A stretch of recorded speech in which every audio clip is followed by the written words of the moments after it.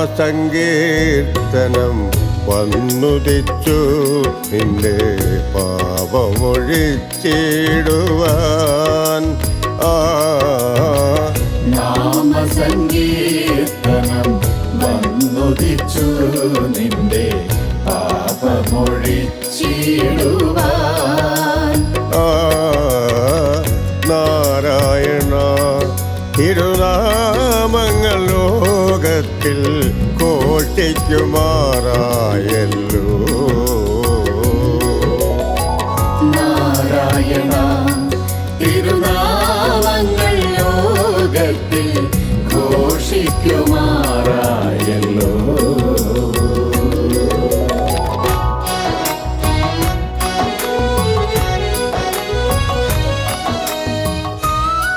നമുക്ക് ഒരു വിശേഷാൽ ഒരു കർമ്മം ഇപ്പോൾ ഈ ആരാധനാവേദി വെച്ച് നടത്താൻ പോവുകയാണ്.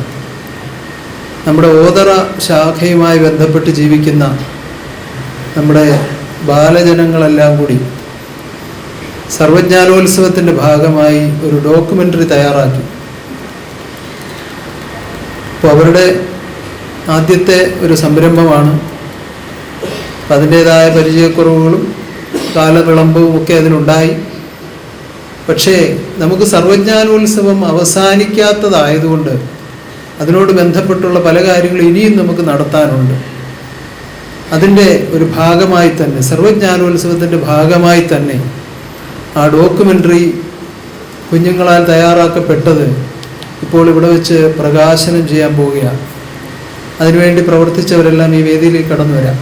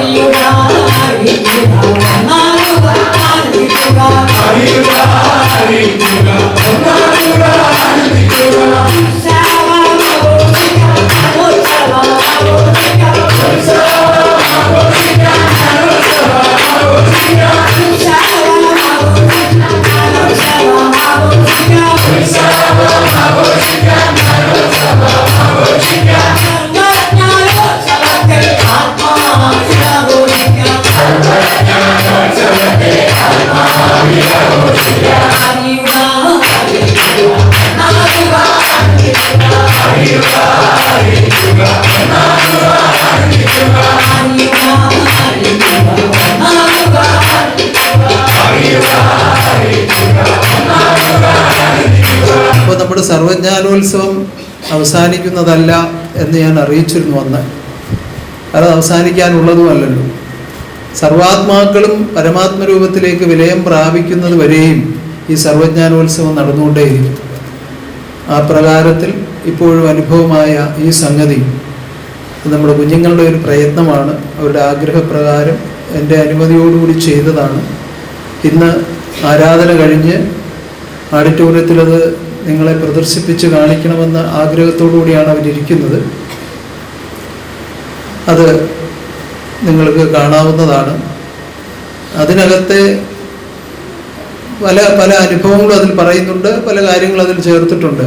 പലരുടെയും അനുഭവസാക്ഷിയാണ് അതിൽ കൂടുതലായുള്ളത്. ആനന്ദജി ഗുരുദേവനെ കുറിച്ച് അറിവുള്ള ആളുകൾ, അനുഭവമുള്ള ആളുകൾ സംസാരിക്കുന്നതാണ് അതിൽ കൂടുതലുള്ള വിഷയം. എന്നാൽ ഞാനതൊന്നുമല്ല കാണുന്നത്. നമ്മുടെ കുഞ്ഞുങ്ങൾക്ക് ഇങ്ങനെ ഒരു കാര്യം നടക്കുമ്പോൾ അവരുടേതായിട്ട് ഇതിലൊരു ഭാഗമായി ഇന്ന് പ്രവർത്തിക്കണമെന്നൊരു ഉത്ബോധം അവർക്കുണ്ടായത് അവരുടെ സദ്ബുദ്ധിയിൽ കൂടിയാണ്. ആ സദ്ബുദ്ധി അത് ഈശ്വരൻ്റെ വകയാണ്. അത് അവരിൽ മാറ്റമില്ലാതെ നിലനിൽക്കുവാനാകട്ടെ. ലോകത്തിൽ നമുക്ക് ചൂണ്ടിക്കാണിക്കുവാൻ ഇത് ശുഭാനന്ദ സന്താനങ്ങളാണ് എന്ന് ചങ്കൂറ്റത്തോടുകൂടി, ആത്മധൈര്യത്തോടുകൂടി, കുറവുകളും കുറ്റങ്ങളും ഒക്കെയായി ജീവിച്ചാൽ നമുക്ക് കുഞ്ഞാണെന്ന് പറയാതിരിക്കാനും പറ്റില്ല, എന്നാൽ മനസ്സുകൊണ്ട് നമുക്ക് വിഷമം വരും.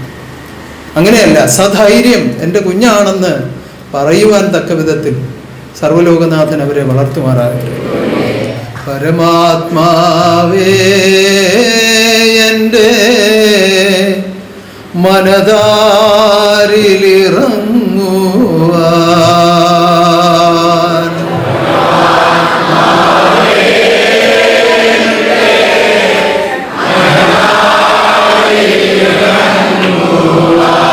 മനസ്സിൽ ഞാൻ ധ്യാനിക്കുന്നേ,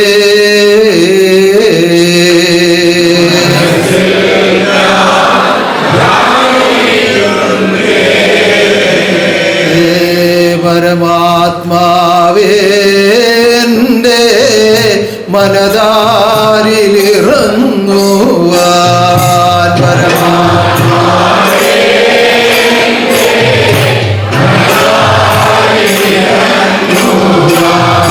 മനസ്സിൽ ഞാൻ ധ്യാനിക്കുന്നേ,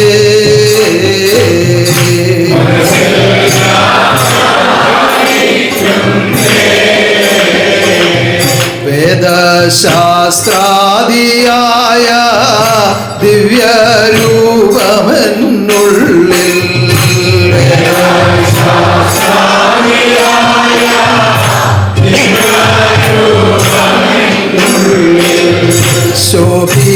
ശോഭിതമായി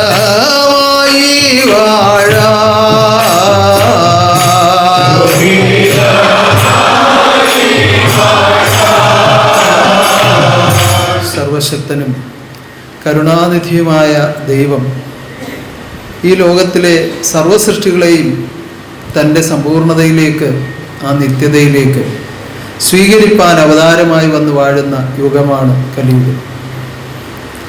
ദൈവത്തെ അന്വേഷിച്ച് ലോകമെമ്പാടും ഓടി അലയുന്ന മർത്യജന്മങ്ങൾ ദൈവ അവതാരത്തെ ഇതുവരെയും അറിഞ്ഞിട്ടില്ല. അങ്ങനെ ചിന്തിക്കുമ്പോൾ കോടിക്കണക്കിന് ആളുകൾ ഇത് അറിയാതെയാണ് ലോകത്തിൽ ഇപ്പോഴും ജീവിക്കുന്നത്. ഇപ്പോൾ ഇത് അറിഞ്ഞവരുടെ മഹാഭാഗ്യാവസ്ഥകൾ അറിഞ്ഞവർ തന്നെ ചിന്തിച്ചാലേ മനസ്സിലാവൂ. അറിയാത്തവരോട് ഇത് എത്ര പറഞ്ഞാലും അവർക്ക് മനസ്സിലാവുകയില്ല. അറിഞ്ഞവരോട് പറയേണ്ട ആവശ്യമില്ല, അവർ സ്വയം അനുഭവിക്കുകയാണ്. അറിഞ്ഞു എന്നത് ഒരു കാഴ്ച കൊണ്ടുണ്ടാകുന്നതല്ല, തന്നിൽ നിന്ന് ലഭിക്കുന്ന അറിവിൽ കൂടി ജീവിതം ചെയ്ത് ഉന്നതമായ ആ ആനന്ദാവസ്ഥ ആത്മാവിൽ അനുഭവമാകുമ്പോഴാണ് ദൈവത്തെ കണ്ടു എന്ന് നമുക്ക് അവകാശപ്പെടാൻ പറ്റുന്നത്, അല്ലെങ്കിൽ അറിഞ്ഞു എന്ന് പറയാൻ പറ്റും. അല്ലാതെ വരികയും പോവുകയും ചെയ്തുകൊണ്ട് മാത്രം ഇതിൻ്റെ പരിപൂർണതയിലേക്ക് എത്തുന്നില്ല. ഇപ്പോഴും പലർക്കും ഇത് തിരിച്ചറിയാതെ ഇവിടെ വന്നൊരു നിത്യേന ഇങ്ങനെ ചെയ്യേണ്ട കാര്യമാണ്, മുടക്കം കൂടാതെ നടത്തേണ്ടതാണെന്നൊക്കെ ഒരു തിരിച്ചറിവിൽ ഇങ്ങനെ കാര്യങ്ങൾ കൊണ്ടുപോകുന്ന അനേകങ്ങളുണ്ട്. അല്ല, ഇത് കൂടിയേ തീരൂ, ഇതാണ് എൻ്റെ നിത്യധനം എന്ന തിരിച്ചറിവിൽ എത്തുന്നത് ഗുരുവിൽ നിന്ന് അറിവ് ലഭിച്ച് ഈ ആനന്ദത്തിൽ ഉയർന്നവരാണ്. അങ്ങനെ ആനന്ദത്തിൽ ഉയർന്നവരെ ചേർത്ത് നിർത്തി വളർത്തുന്ന ഉന്നതമായ സംഘടനയാണ് ആത്മബോധോദയ സംഘം. അതുകൊണ്ട് തന്നെ ഇത് ആനന്ദത്തിൻ്റെ സംഘടനയാണ്. സർവാത്മാക്കളെ ആനന്ദത്തിൽ എത്തിക്കുവാൻ ആനന്ദസ്വരൂപനാകുന്ന ദൈവം സ്ഥാപിച്ച സംഘടന. അതാണ് ഇതിൻ്റെ മഹത്വം. അപ്പം അത് വേണ്ട വിധത്തിൽ തിരിച്ചറിഞ്ഞാൽ നമുക്ക് പിന്നെ എങ്ങും അലഞ്ഞു നടക്കേണ്ട കാര്യമില്ല. നമ്മൾ അനുഭവിക്കുന്ന ഈ മഹാഭാഗ്യാവസ്ഥ എത്രമാത്രം വലുതാണ് എന്ന് ഓരോരുത്തർക്കും അറിഞ്ഞുകൊണ്ട് ആശ്വാസത്തിലും ആനന്ദത്തിലും എന്നും ജീവിക്കുവാനും കഴിയും. അങ്ങനെ ഈ മായാലോകത്തിലെ ജീവിത വഴികളിൽ എന്തെങ്കിലുമൊക്കെ താളപ്പിഴകൾ വന്നുപോയെങ്കിൽ അതിനെ അപ്പോഴപ്പോൾ പരിഹരിച്ചു പോകുന്നതിനാണ് ഈ 3 നാൾ വിശുദ്ധ വ്രതവും 3-ാം നാൾ ഇങ്ങനെ ഒരു ആരാധനയും വെച്ചിരിക്കുന്നു. കാരണം മായാമനസ്സാണ്. എത്ര അറിവുണ്ടെന്ന് പറഞ്ഞാലും ചില പോരായ്മകളൊക്കെ പലരിൽ നിന്ന് വന്നു പോകും. അപ്പം അതൊക്കെ അപ്പോഴപ്പോൾ പരിഹരിച്ചു പോകുവാനുള്ള ഒരു വ്യവസ്ഥ. ഇത് ജ്ഞാനസ്നാനമാണ്. ഈ നടക്കുന്നത് എന്താണ്? ജ്ഞാനസ്നാനമാണ്. ഇത് സദ്ഗുരുദേവൻ ഇവിടെ ഒരുക്കി നിലനിർത്തിയിരിക്കുകയാണ്. ജ്ഞാനമാം തടാകത്തിൽ ഇറങ്ങിക്കുളിക്കുന്നോർക്ക് ജ്ഞാനമാം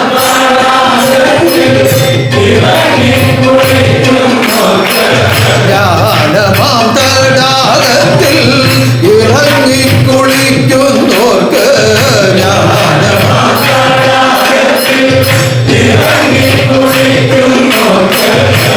ആത്മശുദ്ധിയുണ്ടാകും, ആനന്ദം ലഭിച്ചിടും.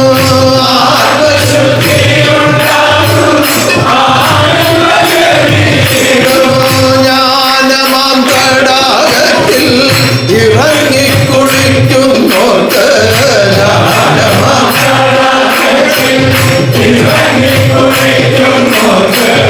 ആത്മശുദ്ധിയുണ്ടാകും, ആനന്ദം ലഭിച്ചിടും.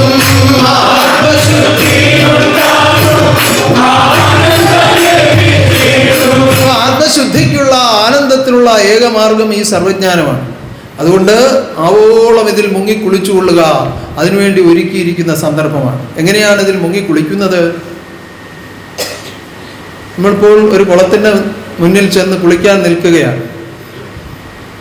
ഉടുത്തിരിക്കുന്നതെല്ലാം നല്ല ഫിറ്റായിട്ട് അങ്ങോട്ട് ഉടുത്ത് ജാക്കറ്റും ഒക്കെ അണിഞ്ഞ് ഹെൽമെറ്റും കൂടെ വെച്ചുകൊണ്ട് ഇതിനകത്ത് ഇറങ്ങിയിട്ട് വല്ല കഥയുണ്ടോ? ഉണ്ടോ? ഉണ്ടോ? ഒരു കഥയില്ല. ഇതിൻ്റെ ചുറ്റും ഒരു 7 വലത്ത് വെച്ച്, അല്ലെ ഒരു 14 വലത്ത് വെച്ച്, അല്ലെ 101 വലത്ത് വെച്ച് വല്ല ഫലമുണ്ടോ? എന്നാലും ഒരു ഫലവുമില്ല. പിന്നെ എന്ത് വേണം? ഇല്ല, കയ്യിലിരിക്കുന്നതെല്ലാം അങ്ങ് കളയണം. എന്ത് കളയണം? അഷ്ടാഹങ്കാരാദികളെല്ലാം അങ്ങ് കളഞ്ഞിട്ട് നിർമ്മലമായിട്ട് അങ്ങോട്ട് ഇറങ്ങണം. ഇറങ്ങി നല്ലപോലെ ഒന്ന് മുങ്ങിക്കുളിച്ചാൽ ആത്മശുദ്ധി ഉണ്ടാകും, ആനന്ദം ലഭിച്ചിടും. ഇപ്പൊ കളകളങ്കമെല്ലാം കളകളങ്കമെല്ലാം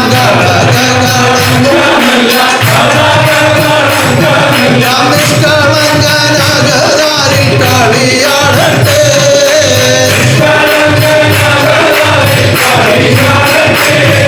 നിഷ്കളങ്ക സ്വരൂപനാകുന്ന ജഗദീശ്വരനാൽ ഒരുക്കി വെച്ചിരിക്കുന്ന ഈ ജ്ഞാനസ്നാന നദിയിലേക്ക് എല്ലാം മറന്നങ്ങ് ചേർന്നിരിക്കുക എന്നുള്ളതാണ് ഇതിൻ്റെ സുഖം ലഭിക്കുവാനുള്ള വഴി. ലോകവിചാര വികല്പങ്ങളെല്ലാം അങ്ങ് മാറ്റണം. ഇപ്പോൾ നമ്മൾ ഇനി ഒരു 1-2 മണിക്കൂറത്തേക്ക് നമ്മൾ ഇതിൽ മാത്രം അങ്ങ് മുഴുകണം. ഒറ്റ ചിന്തയാകാവൂ. എപ്പോഴാണ് ആ തിരുഹൃദയത്തിൽ നിന്ന് ആ സ്വയം പ്രകാശത്തെ എൻ്റെ ഹൃദയത്തിലേക്ക് സർവശക്തി പ്രകാശിപ്പിക്കുന്നത്? അതിനുവേണ്ടി അങ്ങനെ ഒരുങ്ങി ആശ്രയിച്ച് ഓരോരുത്തരും ചിന്തിക്കണം. എപ്പോഴെഴുന്നള്ളും അഖിലേശ്വര ഹൃദയത്തിലങ്ങയെ കാണുവാനായി.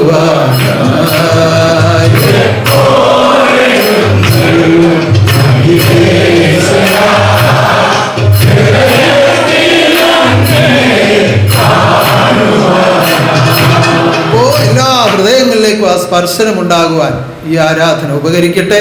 അതിൽ കൂടി നിങ്ങളുടെ സർവ്വദോഷങ്ങളും തീരട്ടെ, സർവശാന്തി അനുഭവമാകട്ടെ. ഞാനിപ്പോൾ പ്രാർത്ഥിച്ചപ്പോൾ പറഞ്ഞതുപോലെ ഇന്ന് നമ്മുടെ 2 ശാഖാശ്രമങ്ങളിൽ വിശേഷം നടക്കുകയാണ്. ഇന്ന് ബോംബെ നഗരത്തിൽ സാക്കനാക്ക എന്ന് പറയുന്ന സ്ഥലത്ത് അവിടുത്തെ വാർഷികം നടക്കുകയാണ്. കഴിഞ്ഞ 1-ാം തീയതി ആയിരുന്നു ശരിയായിട്ടുള്ളതിൻ്റെ സമയം. പക്ഷെ അന്ന് കറുത്തവാവായതുകൊണ്ട് അത് ഇന്നത്തേക്ക് മാറ്റിവെച്ചതാണ്. അവിടെ വിജ്ഞാനാനന്ദ സ്വാമിയും ഗീതാനന്ദ സ്വാമിയും നേതൃത്വം കൊടുത്ത് ഗംഭീരമായ പരിപാടികൾ നടന്നുകൊണ്ടിരിക്കുകയാണ്. ഘോഷയാത്ര ഇപ്പോൾ വന്ന് പ്രവേശിച്ചു കാണും. ഘോഷയാത്ര, ഗംഭീരമായ ഘോഷയാത്രയൊക്കെ നടന്നുകൊണ്ടിരിക്കുകയായിരുന്നു. അത് കഴിഞ്ഞ് കൊണ്ടോട്ടി ശാഖാശ്രമത്തിൽ ഛായാചിത്രം ഒന്നുകൂടി ഒന്ന് ഒരുക്കി ഇന്ന് പുനഃപ്രതിഷ്ഠ നടത്തി ആദർശ കൊടി ഉയർത്തി വാർഷികം ആരംഭിച്ചു. അവിടെ 10-ാം തീയതിയാണ് 3-ാമത്തെ ദിവസം വാർഷിക ദിനം. അത് കഴിഞ്ഞാൽ ഇങ്ങനെ തുടർച്ചയായിട്ട് നടക്കുകയാണ്. അത് കഴിഞ്ഞാൽ തൃശ്ശൂർ ആശ്രമത്തിൻ്റെയും ശൂരവക്കാണി ശാഖാശ്രമത്തിൻ്റെയും വെള്ളാങ്കോട് ശാഖാശ്രമത്തിൻ്റെയും ഒക്കെ വാർഷികം വരുന്നേ ഉള്ളൂ. അത് കഴിഞ്ഞാൽ ജനുവരി മാസമായി കഴിഞ്ഞാൽ പിന്നെ ഇഷ്ടം പോലെ വാർഷികം. അങ്ങനെ നിരന്തരമായി ഇങ്ങനെ അങ്ങോട്ട് പോകുമ്പോൾ 365 ദിവസവും വാർഷികം നടക്കുന്ന അവസ്ഥയിലേക്ക് വരും അല്ലേ? അങ്ങനെ വരണമല്ലോ. അങ്ങനെ കലിയുഗത്തിലെ നാമസങ്കീർത്തനം വളരട്ടെ വളരട്ടെ.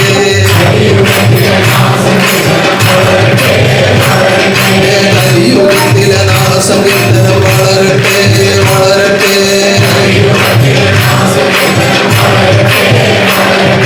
മാനവ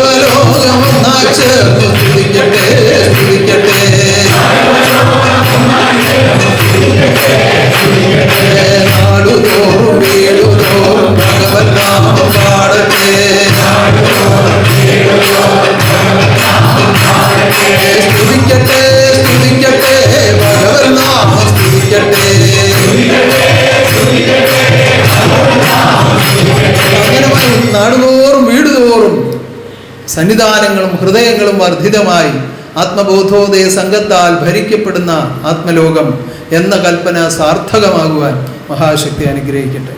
പരാശക്തി പരാശക്തി പരമാനന്ദം തരുന്നൊരു ശക്തി.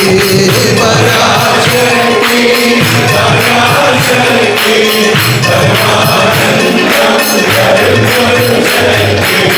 പരാശക്തി പരാശക്തി പരാശക്തി പരമാനന്ദം തരുന്നൊരു ശക്തി.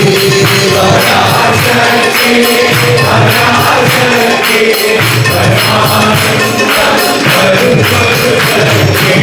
പ്രണവനാദം ഉളവാക്കിയ പരാശക്തി പരാശക്തി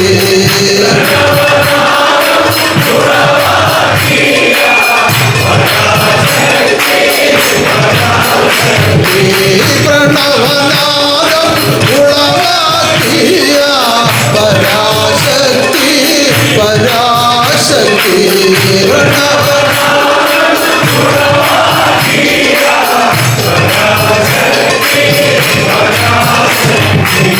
അഖിലാണ്ടങ്ങൾ അഖിലവുമായി ഇളയാടുന്ന പരാശക്തി.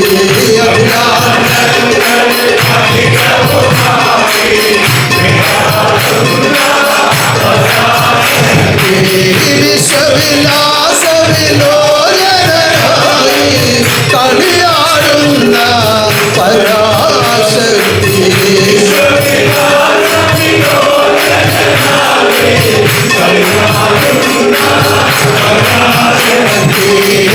ജ്ഞാനസാഗര കളിയാടുന്ന സ്വരൂപ പരാശക്തി.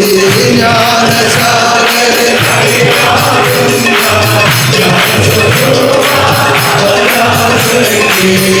ജ്ഞാനസാഗര കളിയാടുന്ന ജ്ഞാനസ്വരൂപ പരാശക്തി.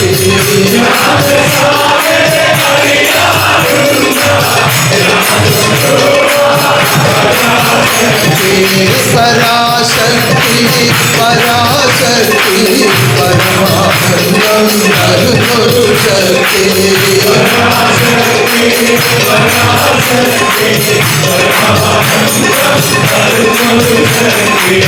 പരന്മാരിൽ പരമാനന്ദത്തെ പ്രദാനം ചെയ്യുന്ന പരാശക്തിയാണ് ശുഭാനന്ദ രൂപം. പരമാനന്ദം ശുഭാനന്ദ രൂപം തന്നെയാണ്. ശുഭാനന്ദത്തിൽ എത്തുന്നവർക്ക് പരമാനന്ദം അനുഭവിക്കാം. പരമാനന്ദം അനുഭവിക്കുന്നവർ ശുഭാനന്ദത്തെ അറിയുന്നു. ഇങ്ങനെ പരമാനന്ദവും ശുഭാനന്ദവും നിത്യാനന്ദവും എല്ലാം ഒന്നായി കാണുവാൻ ബ്രഹ്മജ്ഞാനങ്ങളെ ഓതി ഭവിപ്പിക്കുവാനാണ് തിരുവവതാരമായി താൻ തന്നെ വന്നിരിക്കുന്നത്. ഈ ബ്രഹ്മജ്ഞാനമില്ലാതെ ഒരു ആത്മാവ് പരമാനന്ദത്തിൽ എത്തുകയില്ല. എന്തുകൊണ്ട്? ബ്രഹ്മരൂപമാണ് ആത്മാവായി രൂപം ധരിച്ച് ലോകത്തിൽ വന്ന് വാഴുന്നത്. എന്നാൽ ഈ ബ്രഹ്മത്വം നശിച്ചു പോകുമ്പോഴാണ് നീചത്വം വർദ്ധിക്കുന്നത്. ബ്രഹ്മത്വം ആത്മാവിൽ മറവായി പോവുകയാണ് ചെയ്യുന്നത്.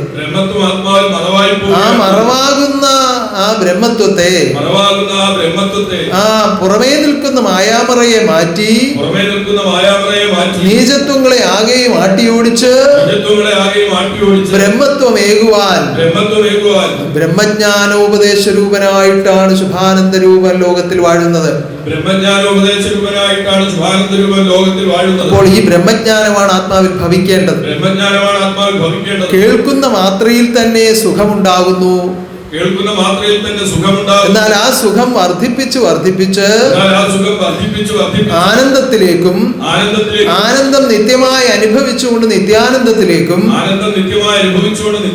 അത് പരമാനന്ദത്തിലേക്കും അത് ബ്രഹ്മാനന്ദത്തിലേക്കും അത് ശുഭാനന്ദത്തിലേക്കും ഉയർത്തപ്പെടുവാൻ നടത്തുവാൻ എന്തു വേണം? എന്തു വേണം? അണിയണിയായി ചേരണം, അറിവിൽ നിത്യം ചേരണം. അണിയണിയായി ചേരണം, അറിവിൽ നിത്യം ചേരണം. നിരനിരയായി കർമ്മിക്കണം, നിയമത്തിൽ പ്രവർത്തിക്കണം. നിരനിരയായി കർമ്മിക്കണം, നിയമത്തിൽ പ്രവർത്തിക്കണം. അറിവും നിയമവും ഇല്ലാതെ ആർക്കും ഈ ബ്രഹ്മരൂപത്തെ കാണുവാൻ സാധ്യമല്ല. അറിവും നിയമവുമില്ലാതെ ആർക്കും ബ്രഹ്മരൂപത്തെ കാണുവാൻ സാധ്യമല്ല. അങ്ങനെ അറിവും കർമ്മവും അനുഭവവുമായിട്ടാണ് അവതാരവും ലോകത്തിൽ വന്ന് വാഴുന്നത്. അറിവും കർമ്മവും അനുഭവമായിട്ടാണ് ദുരോധാരവും ലോകത്തിൽ വന്ന് ഇത് വാഴുന്നത്. സ്വീകരിക്കാൻ ആത്മലോകം തയ്യാറാകണം. ഇത് സ്വീകരിക്കുവാൻ ആത്മലോകം എങ്കിൽ മാത്രമേ പരിപൂർണതയിലേക്ക് എത്താൻ കഴിയുള്ളൂ. എങ്കിൽ മാത്രമേ പരിപൂർണതയിലേക്ക് എത്താൻ ഇപ്പോ നമുക്കിവിടെ സാക്ഷി പറഞ്ഞ മഹേഷ് ഭക്തൻ ഇപ്പോൾ സാക്ഷി പറഞ്ഞ മഹേഷ് ഭക്തൻ അനവധി കാലം ഇത് അറിയാതെ ലോകത്തിൽ ജീവിച്ച ആളാണ്. അനവധി കാലം ഇത് അറിയാതെ ലോകത്തിൽ ജീവിച്ച ആളാണ്. എന്നാൽ ഈ നാമം കേട്ടിട്ടുണ്ട്. എന്നാൽ ഈ നാമം കേട്ടിട്ടുണ്ട്. ഈ നാമത്തിൽ ജീവിച്ചിരുന്ന ആളാണ്, സ്വന്തം സഹധർമ്മിണി എന്ന് അറിയാം. ഈ നാമത്തിൽ ജീവിച്ചിരുന്ന ആളാണ്, സ്വന്തം സഹധർമ്മിണി. പക്ഷെ പരിപൂർണമായിട്ട് അതിനെ ഉൾക്കൊള്ളാൻ ആ സമയത്ത് കഴിഞ്ഞില്ല. പക്ഷെ പരിപൂർണമായിട്ട് അതിനെ ഉൾക്കൊള്ളാൻ ആ സമയത്ത് കഴിഞ്ഞില്ല. എന്തുകൊണ്ട് കഴിഞ്ഞില്ല?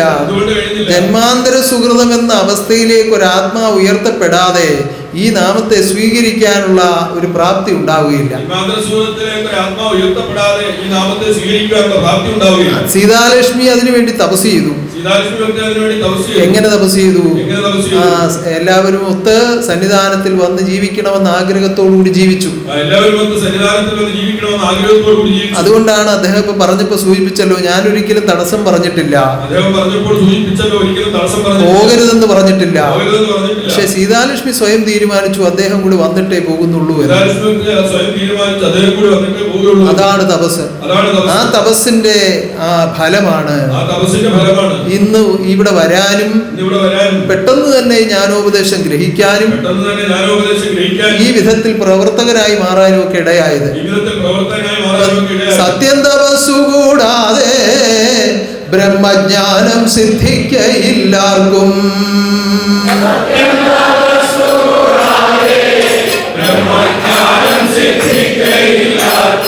തപസ് എപ്പോഴും എല്ലാവർക്കും ആവശ്യമുള്ളതാണ്.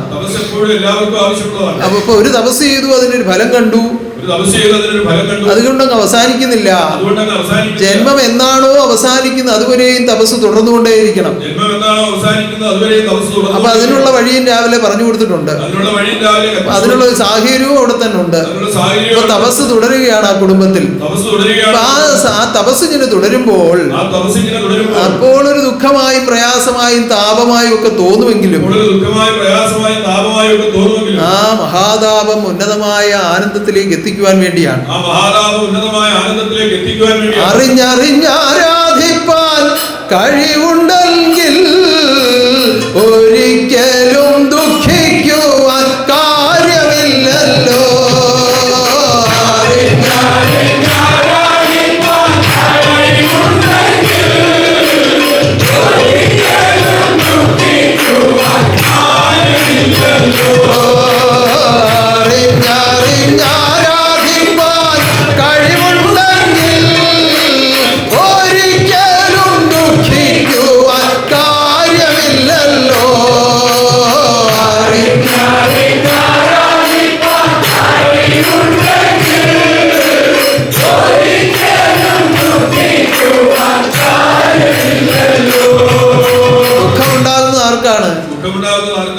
ദുഃഖമുണ്ടാകുന്ന അറിവില്ലാത്തവർക്കാണ്. ആഗ്രഹങ്ങൾ കൂടുതലുള്ളവർക്കാണ്. ആശയുടെ പിന്നാലെ പോകുമ്പോഴാണ് ദുഃഖം കൂടുതൽ കവർന്നെടുക്കുന്നത്. അറിവുള്ളവർക്ക് ഒരിക്കലും ദുഃഖമില്ല. ലോകവാസികൾ നോക്കുമ്പോൾ ഒരു അനേകം ദുഃഖത്തിന്റെ നടുവിലാണെന്ന് തോന്നിക്കും. പക്ഷെ അറിവുള്ളവരുടെ ആരുടെയും ഹൃദയത്തിലേക്ക് ദുഃഖം ഭവിക്കുകയില്ല. എന്തുകൊണ്ട്? അവർ ഈ ദുഃഖം വന്ന വഴിയും അത് പരിഹരിക്കാനുള്ള മാർഗവും അവരുടെ ഉള്ളിൽ തന്നെ കാണുന്നുണ്ട്. അതാണ് ഉൾക്കാഴ്ച എന്ന് പറയുന്നത്. ഉൾക്കാഴ്ച ഉണ്ടായാൽ എല്ലാം അറിവാകും. ആ എല്ലാം അറിയുന്ന അറിവ് ഉൾക്കാഴ്ചയായി ലഭിക്കണമെങ്കിൽ എന്ത് വേണം? ജ്ഞാനം ഗ്രഹിക്കണം, സൽക്കർമ്മം ചെയ്യണം. ജ്ഞാനം ഗ്രഹിക്കണം, ജ്ഞാനം ഗ്രഹിക്കണം, സൽക്കർമ്മം ചെയ്യണം. നിയമത്തിൽ തെറ്റാതെ ജീവിതം ചെയ്യണമോ? ജ്ഞാനം ഗ്രഹിക്കണം, സൽക്കർമ്മം ചെയ്യണമോ? ജ്ഞാനം ഗ്രഹിക്കണം.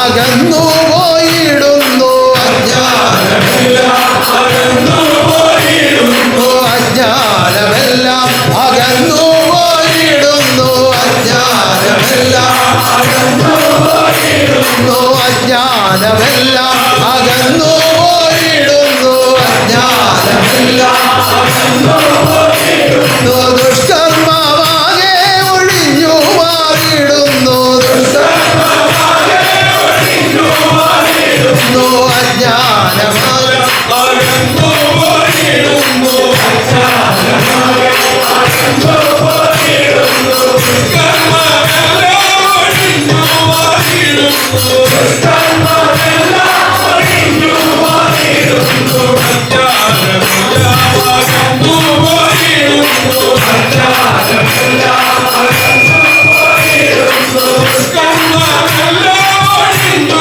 മാറിയിടുന്നു ദുഷ്കർമ്മമെല്ലാം ഒഴിഞ്ഞു മാറിയിടുന്നു ദുഷ്കീർത്തി നിന്നെ കൊണ്ടില്ലാതെ ആകുന്നു ദുഷ്കീർത്തി നിന്നെ കൊണ്ടില്ലാതെ ആകുന്നു ദുഷ്കീർത്തി നിന്നെ കൊണ്ടില്ലാതെ ആകുന്നു ദുഷ്കീർത്തി നിന്നെ കൊണ്ടില്ലാതെ ആകുന്നു സൽകീർത്തി നിന്നിൽ വർദ്ധിതമായിടുന്നു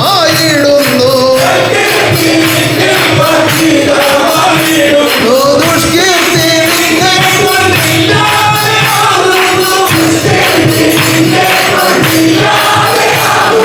സൽകീർത്തി നിന്നിൽ വർദ്ധിതമായിടുന്നു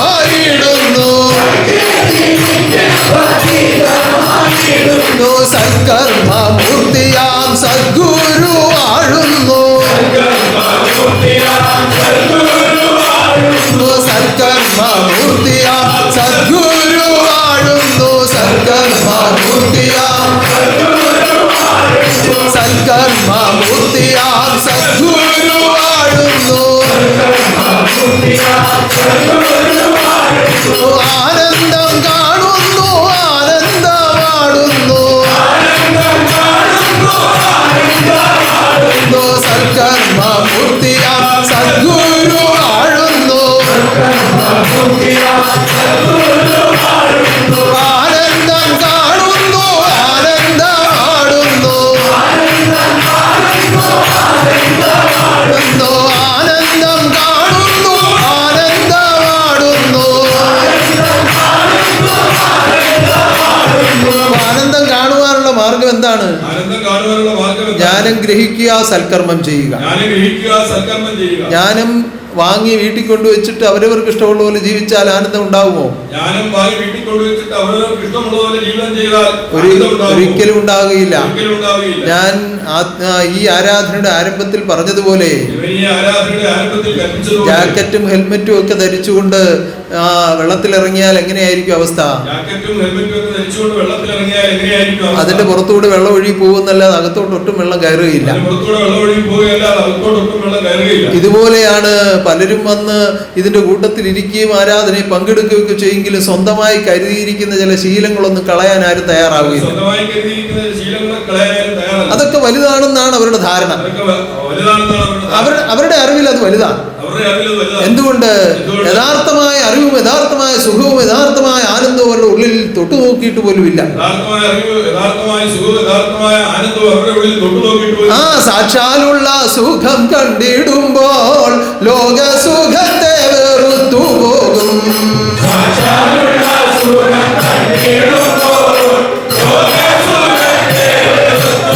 യഥാർത്ഥമായ സത്യത്തെ, യഥാർത്ഥമായ ധർമ്മത്തെ, യഥാർത്ഥമായ കർമ്മത്തെ, യഥാർത്ഥമായ സുഖത്തെ, യഥാർത്ഥമായ ആനന്ദത്തെ ആത്മാവിൽ കണ്ടെങ്കിൽ മാത്രമേ അവരവരുടെ കയ്യിൽ മുൻപ് കരുതിയിരുന്നതൊക്കെ കളഞ്ഞിട്ട് ഉന്നതനാകുന്ന ഗുരുവിന്റെ ഇഷ്ടം ചെയ്ത് ജീവിക്കുവാൻ തുടങ്ങുകയുള്ളൂ.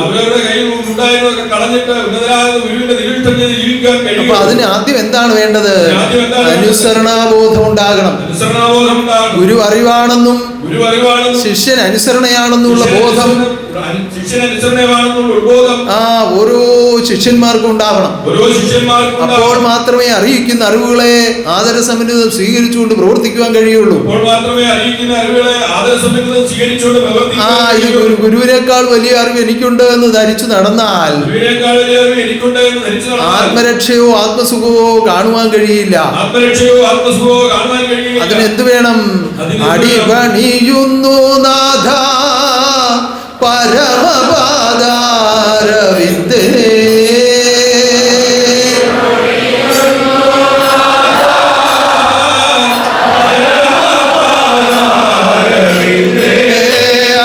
അടിപണിയുന്നു നാഥ പരമപാദാരവിന്ദേ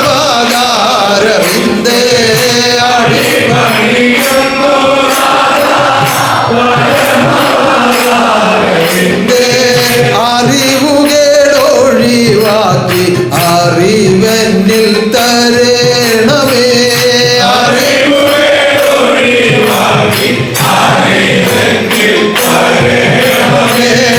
അടിപണിയുന്നു നാഥ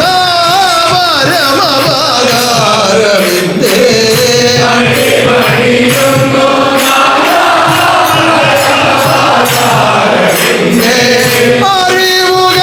അറിവുകേടൊഴിവാക്കി അറിവെന്നിൽ തരണമേ.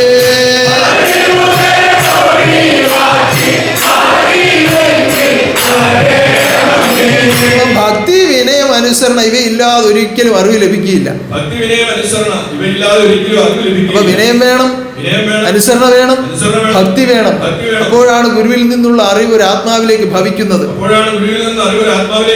അല്ലാതെ കൊളറുമൊക്കെ പൊക്കി ഞെളിഞ്ഞങ്ങോട്ട് നിന്നുകൊണ്ട് ഭഗവാനെ അറിവിഞ്ഞോട്ട് തന്നേരെന്ന് പറഞ്ഞാൽ ലഭിക്കുകയില്ല. താണഹൃദയ തടങ്ങളിലെല്ലാം ഓണനിലാവായി കാണാ, ഓണനിലാവായി കാണാ.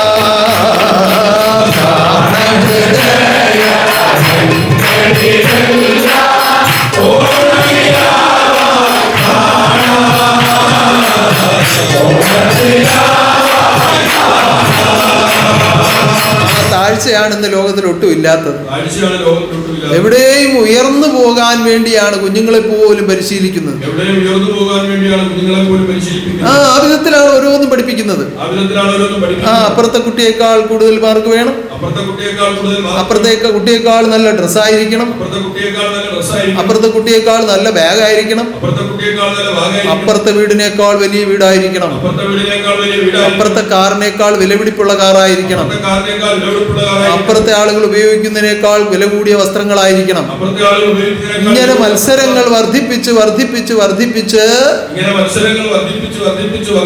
ലോകത്തിൽ ഈ മത്സരം കൊണ്ട് മനുഷ്യൻ മുഴുവൻ നശിച്ചുകൊണ്ടിരിക്കുകയാണ്.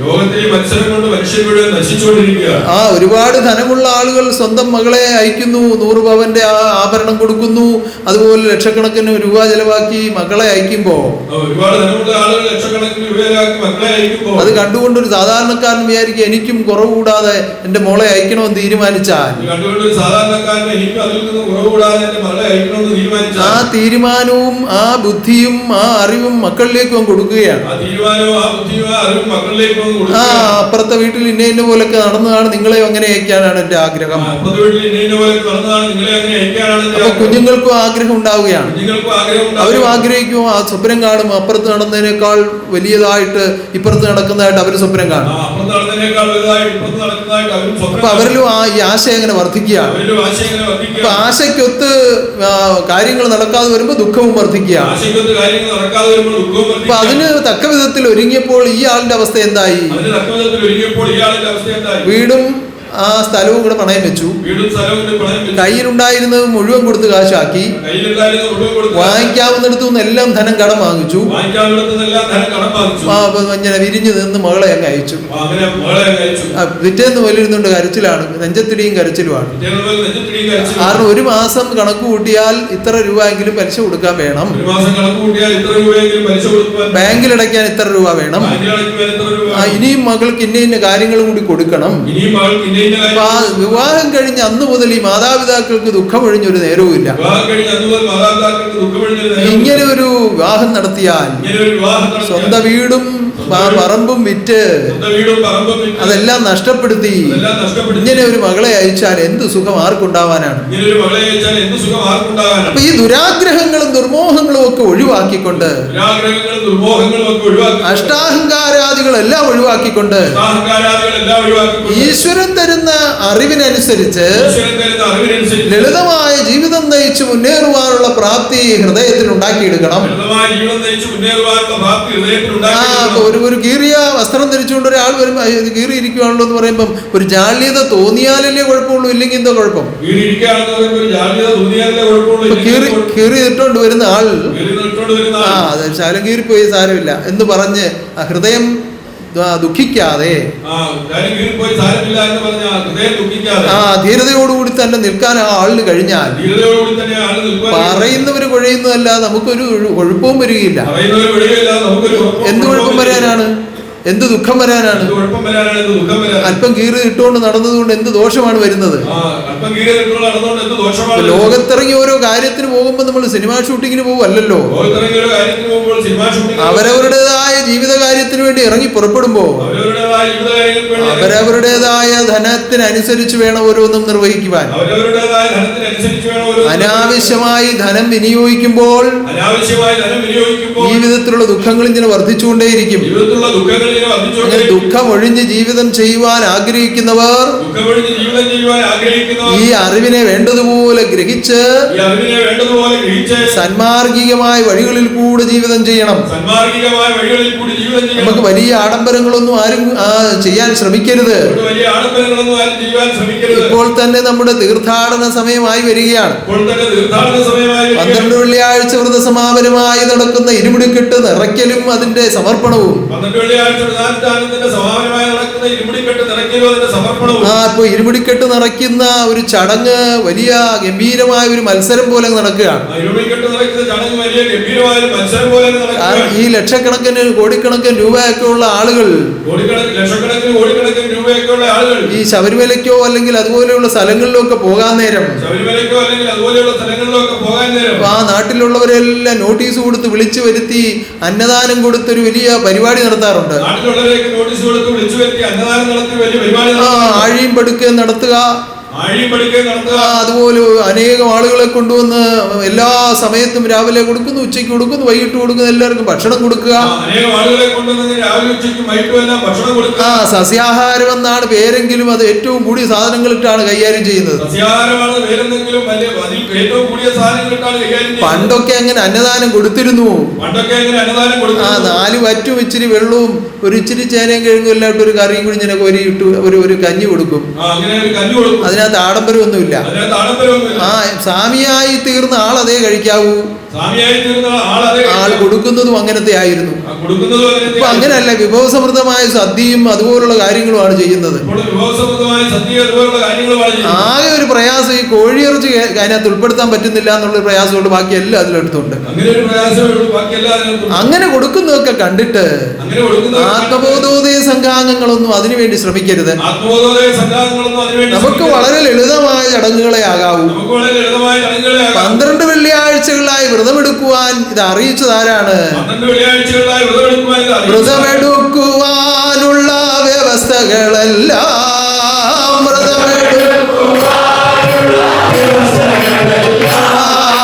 അരുളിത്തന്നതോ എന്റെ ഗുരുവരനല്ലോ.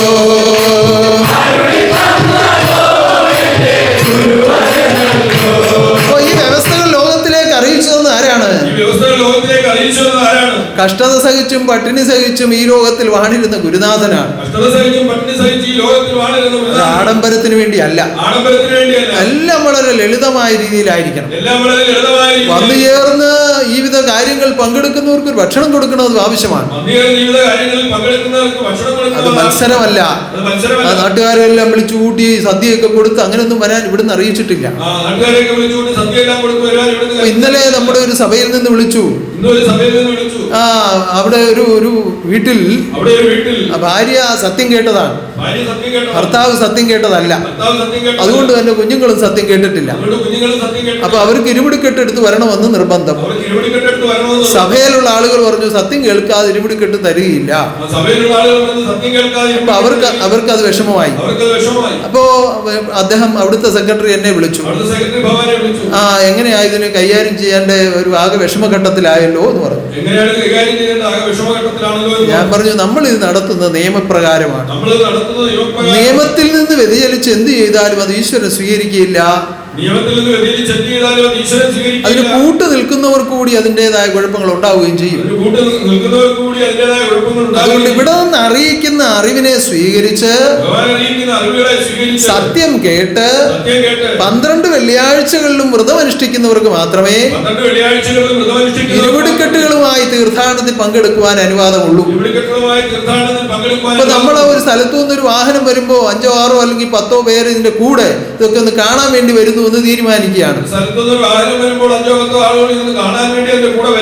മദ്യപന്മാരോ മറ്റു കുഴപ്പക്കാരോ ഒന്നും അല്ലെങ്കിൽ അതിന്റെ കൂടെ വരുന്നതിൽ തെറ്റൊന്നുമില്ല.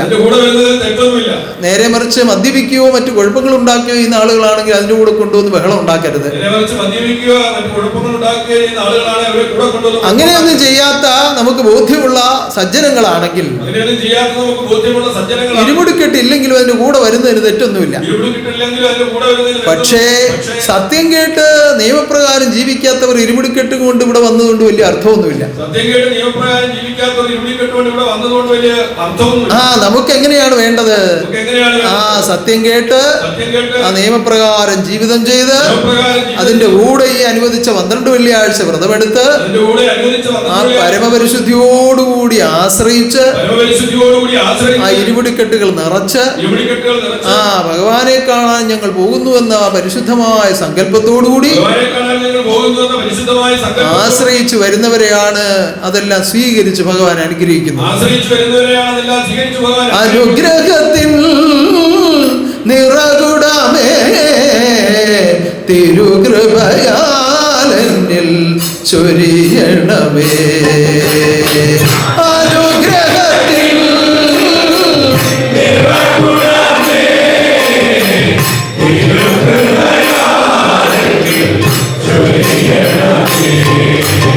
അനുഗ്രഹത്തിൽ നിറകുടമേ തിരുകൃപയാലെന്നിൽ ചൊരിയണമേ. അനുഗ്രഹത്തിൽ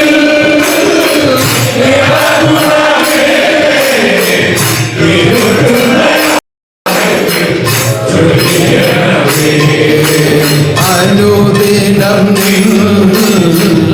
അനുഗ്രഹത്തിൽ കരുതി എന്നെ വളർത്തണമേ. അനുദിനം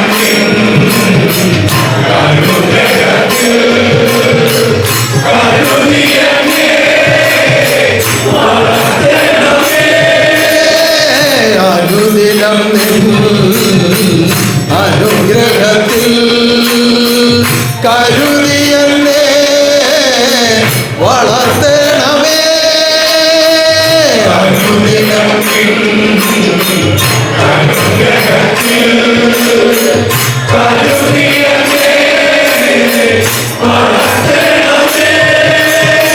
അഖിലനാഥ പരമാത്മാവേ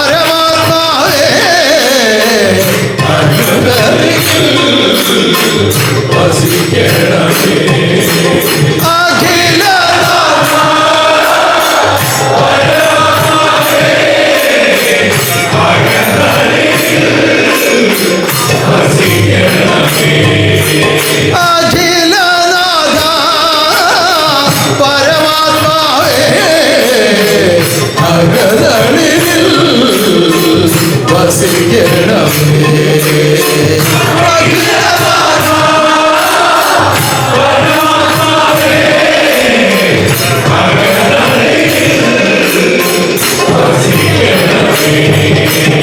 നിറഞ്ഞു തുളുമ്പുന്ന അനുഗ്രഹം ഓരോരുത്തരിലേക്കും ചൊരിഞ്ഞ് അനുഭവമാകുവാൻ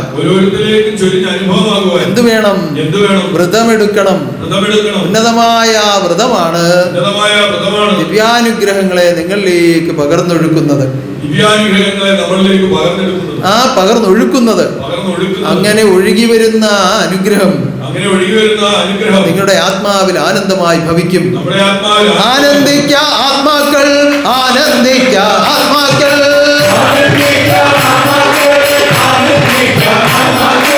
ആപത്തൊന്നും കൂടാതെ ആനന്ദിക്ക ആത്മാക്കൾ,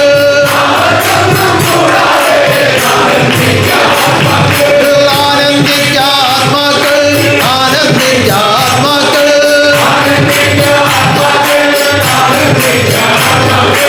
ആപത്തൊന്നും കൂടാതെ ആനന്ദിക്ക ആത്മാക്കൾ.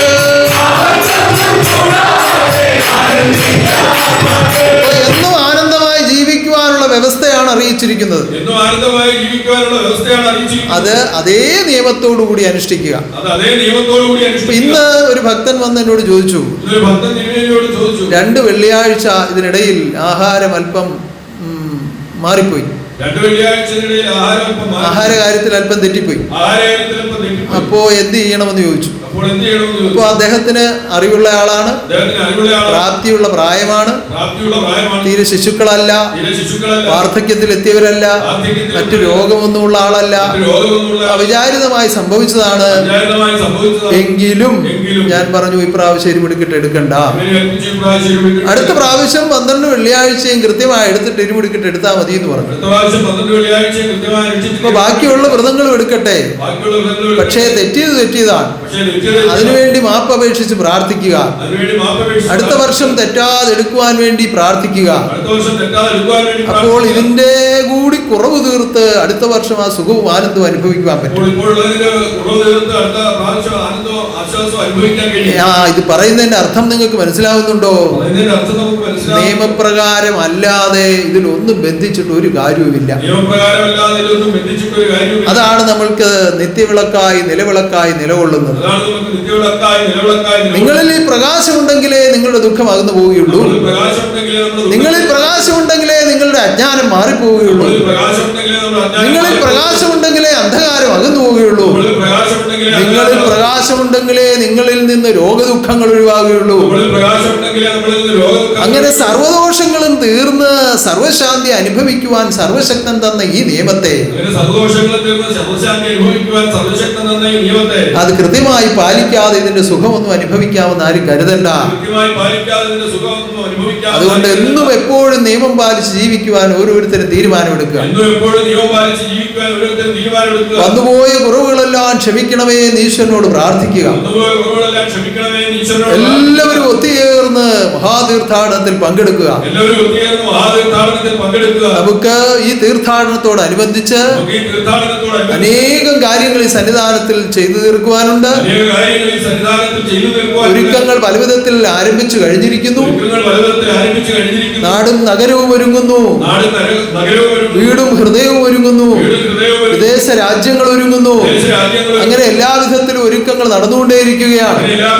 ഈ സന്നിധാനത്തിൽ ഉള്ളും പുറവുമായി പല കാര്യങ്ങളും നടക്കാനുണ്ട്. ഇന്നേ ദിവസം നമ്മുടെ പല ശാഖകളിൽ നിന്നും പല ആളുകളും വന്ന് എന്നെ അറിയിച്ചു കഴിഞ്ഞു. ഓരോ ദിവസങ്ങളിലായി വന്നുവിടുത്ത് കർമ്മമേഖലകളിൽ പ്രവർത്തിക്കുവാൻ അനുവദിക്കണമെന്ന് അപേക്ഷിച്ചിരിക്കുകയാണ്. ആ വിധത്തിൽ അപേക്ഷിച്ചവരെല്ലാം ഞാനിത് അനുവദിക്കുകയാണ്. ഒത്തുചേർന്ന് പ്രവർത്തിച്ച് ആ കർമ്മഫലമായ ആനന്ദം അനുഭവിക്കുവാൻ ഏവരെയും ഈശ്വരൻ അനുഗ്രഹിക്കട്ടെ. അങ്ങനെ നമ്മുടെ തീർത്ഥാടന മഹാമഹം ഒത്തുചേർന്ന് പ്രവർത്തിക്കുന്ന ഹൃദയങ്ങളുടെ പൂർത്തീകരണത്തിൽ കൂടി ആനന്ദമായി ഭവിക്കുവാൻ ഈശ്വരൻ അനുഗ്രഹിക്കട്ടെ. അങ്ങനെ ഹൃദയങ്ങൾ ഒത്തുചേർന്ന് ഒരുക്കുമ്പോഴാണ് ഹൃദയേശ്വരനാകുന്ന ജഗദീശ്വരനെ സ്വീകരിക്കുകയും അനുഗ്രഹിക്കുകയും ചെയ്യുന്നത്. യാതൊരു കളങ്കങ്ങളുമില്ലാതെ നിഷ്കളങ്ക ഭക്തിയോടുകൂടി ജീവിതം ചെയ്ത് ഈ സർവജ്ഞാനത്തെ ഉപാസിച്ച് സദ്ഗുരുവിനെ ദർശിച്ച് നിത്യാനന്ദം കൊള്ളുവാൻ സുഖാനന്ദമാടുവാൻ ദൈവം നിങ്ങളെല്ലാം അനുഗ്രഹിക്കുമാറാകട്ടെ. മഹാദേവാലയത്തിന്റെ മുൻപിലായി ഈ മഹാദേവാലയത്തിന്റെ മുൻപിലായി മഹനീയമായ മഹാഗോപുരം നിർമ്മിച്ചുകൊണ്ടിരിക്കുകയാണ്. മഹനീയമായ മഹാഗോപുരം നിർമ്മിച്ചുകൊണ്ടിരിക്കുകയാണ്. ഓരോരുത്തരും അതിന്റെ ഉന്നതമായ പൂർത്തീകരണത്തെ കാണുവാൻ കൊതിയോടെ കാത്തിരിക്കുകയാണ്. എല്ലാ ഹൃദയങ്ങളും ആഗ്രഹിക്കുന്ന പ്രകാരം ഉന്നതമായ വിധത്തിൽ അതിന്റെ പൂർത്തീകരണം നടത്തുവാനും ഉദ്ഘാടന കർമ്മം നടത്തുവാനും മഹാശക്തി അനുഗ്രഹിക്കുമാറാകട്ടെ. അതിലേക്കായി പ്രാർത്ഥിക്കുന്നവരെയും അതിനുവേണ്ടി ധനം മുടക്കുന്നവരെയും അതിനുവേണ്ടി സങ്കല്പിക്കുന്നവരെയും അതിനുവേണ്ടി പ്രവർത്തിക്കുന്നവരെയും എല്ലാം ഈശ്വരൻ ദർശിച്ച് അനുഗ്രഹിക്കട്ടെ. ഉന്നതമായ ഈ മഹാഗോപുരത്തെ ഈ ലോകത്തിൽ വെച്ച് ആദ്യമായി കാണുവാൻ ഭാഗ്യമുണ്ടായത് നമ്മുടെ ആത്മദീപത്തിനാണ്. ആ ഹൃദയത്തിലാണ് അത് രൂപം ധരിച്ചിരിക്കുന്നത്. ആ ഹൃദയത്തിൽ നിന്നാണ് അത് ശില്പികളിലേക്ക് പകർന്നു കൊടുക്കുന്നത്. അതിതാ രൂപീകരിക്കപ്പെട്ടുകൊണ്ടേയിരിക്കുന്നു. ആ ഹൃദയത്തെ എപ്പോഴും ഈശ്വരൻ കരുതുമാറാകട്ടെ. ആയുരാരോഗ്യ സൗഖ്യത്തോടെ കരുതി രക്ഷിക്കുമാറാകട്ടെ. ഇന്നേ ദിവസം ഈ ആരാധനയിൽ വന്ന് പങ്കുചേർന്ന നിങ്ങളെ ഓരോരുത്തരെയും ഞാനിതാ ദർശിച്ചിരിക്കുകയാണ്. സർവനേർച്ചകളും ഇതാ സ്വീകരിക്കുന്നു. സർവശാന്തി അനുഭവമാകുമാറാകട്ടെ. നടക്കാനിരിക്കുന്ന സർവകർമ്മങ്ങളും ഉന്നതമായി നടത്തപ്പെടട്ടെ. ഇന്നേ ദിവസം സത്യത്തെ സ്വീകരിച്ച് ഈ ആദർശത്തിൽ കൂടി ജീവിക്കുവാൻ തീരുമാനം ചെയ്ത എന്റെ മനോഹര സന്താനങ്ങൾക്ക് നിഷ്കളങ്ക ഭക്തിയോടുകൂടി ജീവിതം ചെയ്ത് ഈ നിർമ്മലമായ ആദർശത്തിൽ കൂടി വളർന്ന് നിത്യാനന്ദം അനുഭവിക്കുവാൻ സർവശക്തി തുണയായിരിക്കട്ടെ. സർവശക്തി തുണയായിരിക്കട്ടെ. ദേശരാജ്യങ്ങളിൽ നടക്കുന്ന ആരാധനകളിലെല്ലാം മഹാശക്തിയുടെ ദർശനവും അനുഗ്രഹവും ഉണ്ടാകട്ടെ. എല്ലാ രാജ്യങ്ങളിലും ആ കാരുണ്യ സ്പർശം ഉണ്ടാകട്ടെ.